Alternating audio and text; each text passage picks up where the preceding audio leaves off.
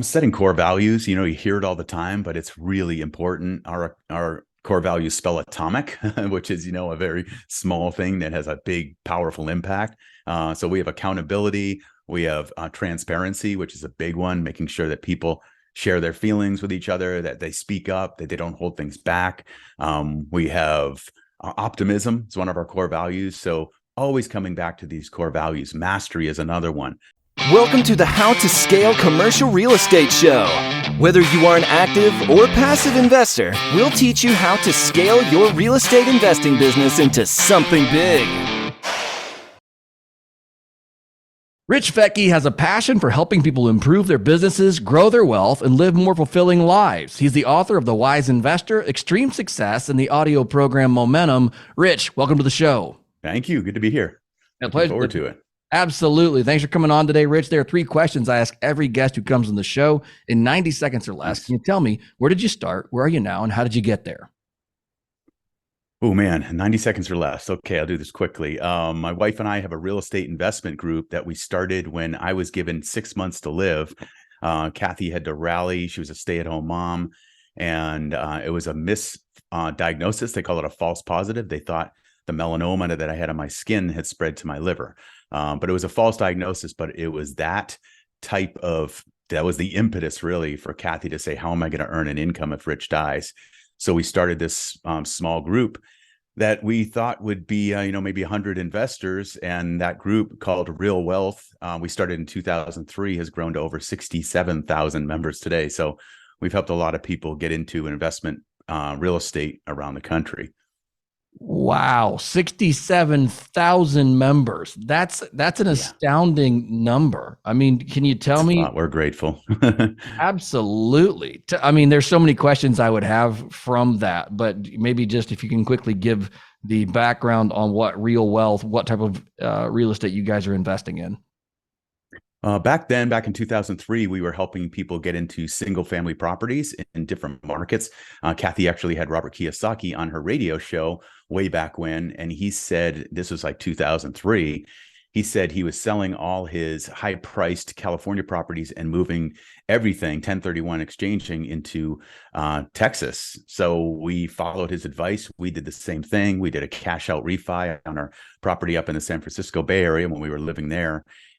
And we invested in Texas. And that's when we had listeners of Kathy's radio show, our friends, our family saying, how did you do this? How are you living here in the Bay Area and investing in Dallas? So that's when we started to help people just connect with property brokers, property teams with 1 to 4 unit investment properties available.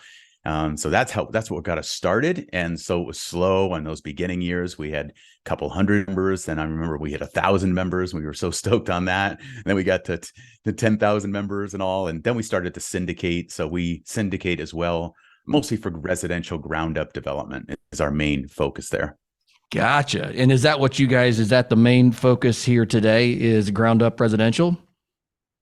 Both. Yeah. So we syndicate ground up residential. That is a major focus. We also have a fund with single family properties in it. So that's growing to be a $20 million fund for accredited investors. And then we still today help a lot of people, especially first time investors, busy professionals who don't have the time to hunt and find properties. We connect them with brokers and property teams in emerging markets that are really growing, where the population is moving there, where businesses are moving. And we help a lot of them get into their first investment property, which, as you know, can be a just groundbreaking and mindset shift. When you get that first investment property, you're kind of like, wait a minute, I'm an investor now. I get this. And then they go on and they'll buy, 10 or they'll get 20 investor loans, or they'll move on up into multifamily, whatever that might be. Right. Oh, that's really cool. Do you ever just pinch yourself and go, I never actually imagined I'd be here?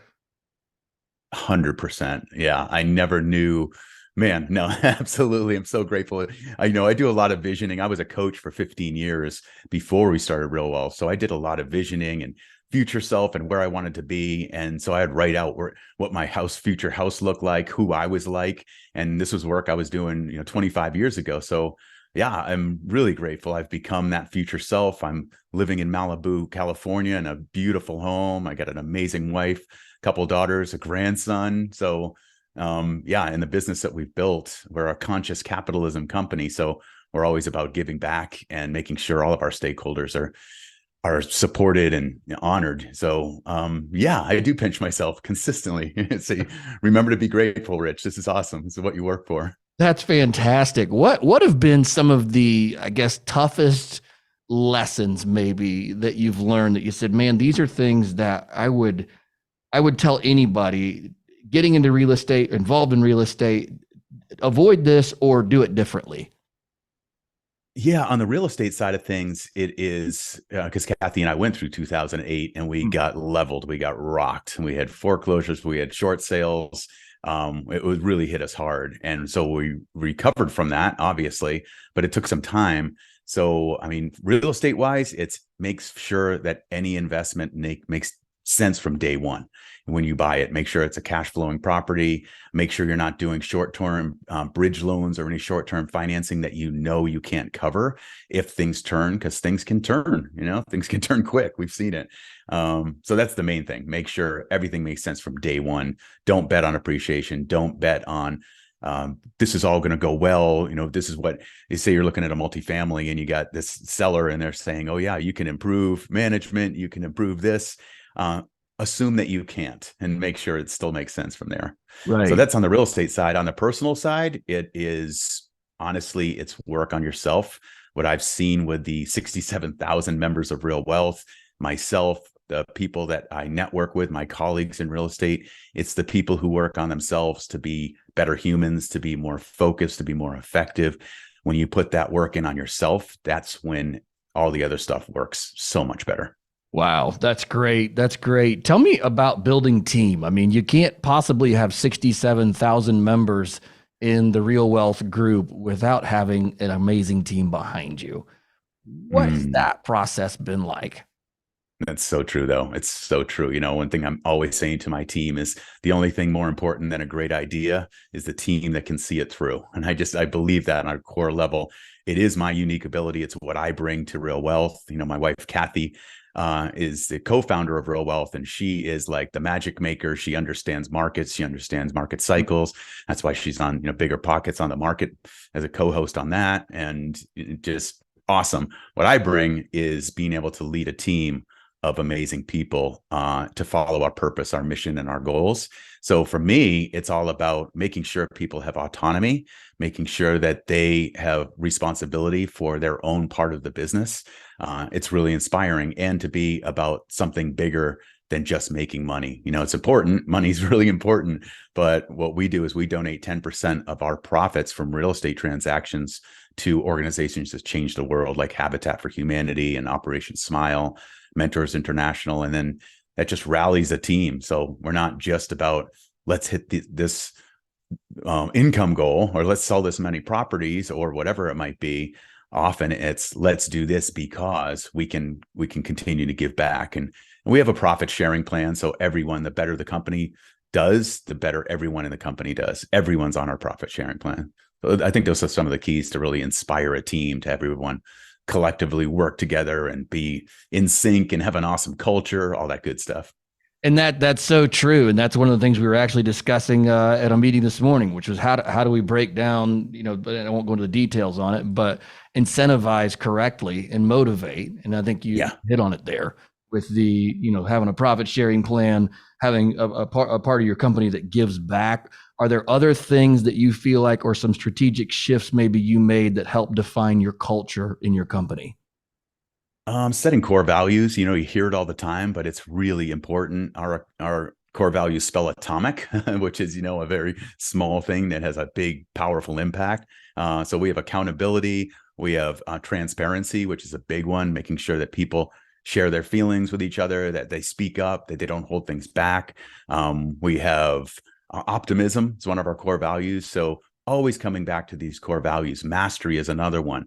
Integrity is another one. Connections, another one. So we're constantly reinforcing and talking about these core values.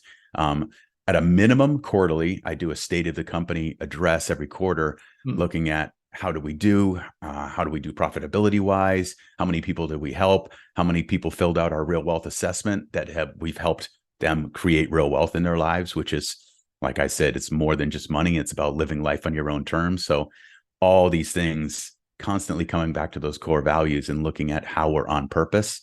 And just like a sports team, you know what I mean? When you're keeping score, everyone gets all stoked and they want to win and they want to move up the ladder to the championship. So it's kind of the way it is at Real Wealth. No, that's great. I absolutely love that. Tell me this, if we can shift maybe just slightly and talk a little bit about maybe the market cycle and what you guys are seeing. I mean, you went through 2008. You said that was a super painful time. You guys, you mentioned the words foreclosure and short sales and all the dirty words that none of us enjoy. And so where are we now? What are you advising investors? What's the correct move if there is such a one for a podcast, for everybody here today? Yeah, I mean, we're in crazy times. There's no doubt about it. When, it's a completely different scenario than 2008, as you know, and I'm sure your listeners know. It's crazy times. We're seeing it. There's, a lot of investors are in freeze mode. Yeah. And that's the biggest thing that's impacting us as an organization, where there's so many investors, especially new investors, who are just like, oh my God, the mainstream media is telling me there's going to be a crash and a recession and interest rates are terrible and affordability is, terrible and all this stuff. So there's a lot of investors sitting on the sidelines.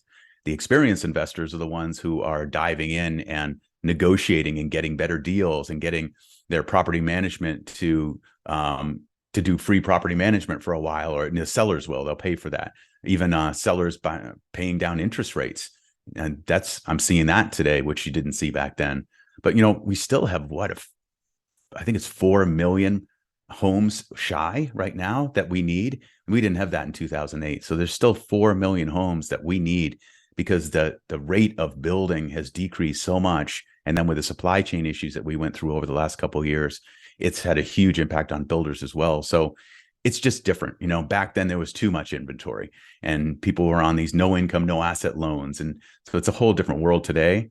But I would say the best thing you could do as an investor in today's market and where we're heading, I don't think it's going to be a crash. There is going to be some softening, especially in the overpriced markets, and we need it. Honestly, some of these markets need a correction. They need to lower it to be more affordable so people can have a home. But with that, as an investor, really, I think it's about educating yourself, really looking to experts who are not the mainstream media, who are these kids just out of college writing articles for the New York Times or Forbes or whatever you might be, or these internet things, and or listening to people on social media who call themselves experts and they've been in the game for 5 years. I think you have to really look to the economists, to the experts, and really source that out and turn to the investors who've been there, done that. That's what Kathy and I do. We really talk to the people who are in the game, who've been through 2008, who have a clear game plan, and we learn from them. Love it. That's absolutely sage advice. Talk to me about the affordable housing crisis, people are calling it. What's happening on that front? Is there an opportunity for investors to and I said this yesterday on a podcast. It was something to the effect of, what we create serves the customer. Like, it creates an awesome product for the customer, and I am then in turn rewarded with profit. Like, I'm not opposed to that.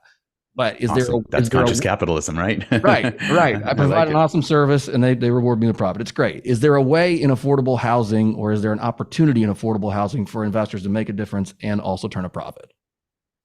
Absolutely. I've got some good friends. One of them is Ken McElroy, who owns 10,000 doors. He does a lot with multifamily and property management.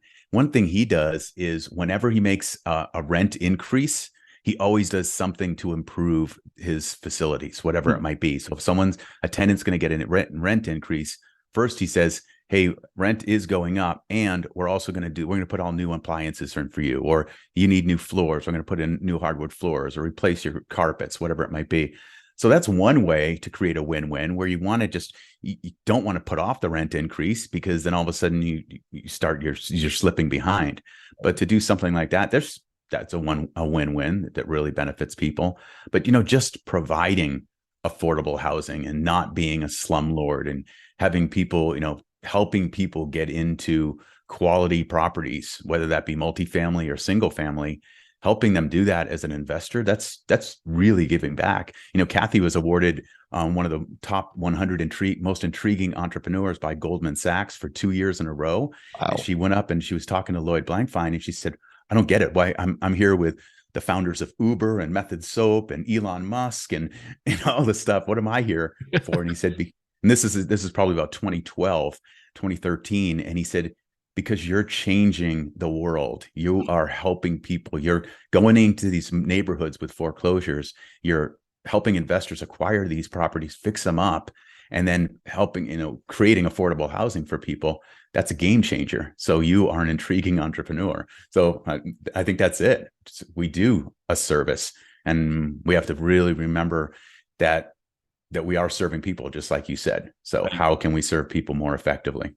Right. I love that. That's absolutely great. Before we sign off here, Rich, I want to hear about your latest book.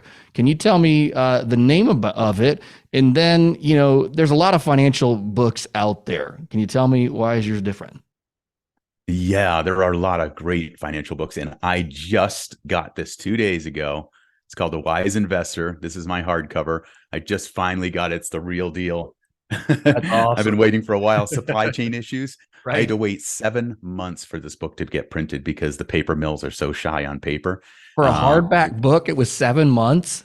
7 months from which Wow. I finished writing this book a year ago. Wow. But what makes it different, and that's why I'm so stoked to be able to hold it, what makes it different is it's a parable. So if you kind of think of blending Rich Dad, Poor Dad and The Alchemist and The Richest Man in Babylon, if you blended those all into one book, that's kind of what The Wise Investor is. It's a parable about creating financial freedom and also about living your best life. So it's all about taking the lessons that I've learned over the last 20 years as a real estate investor and the lessons 15 years before that I gained as a coach working with hundreds of clients, everything about how to be your best self, how to live a better life, how to live a more balanced life, but also how to create financial freedom. And of course, it's with a focus on real estate investing.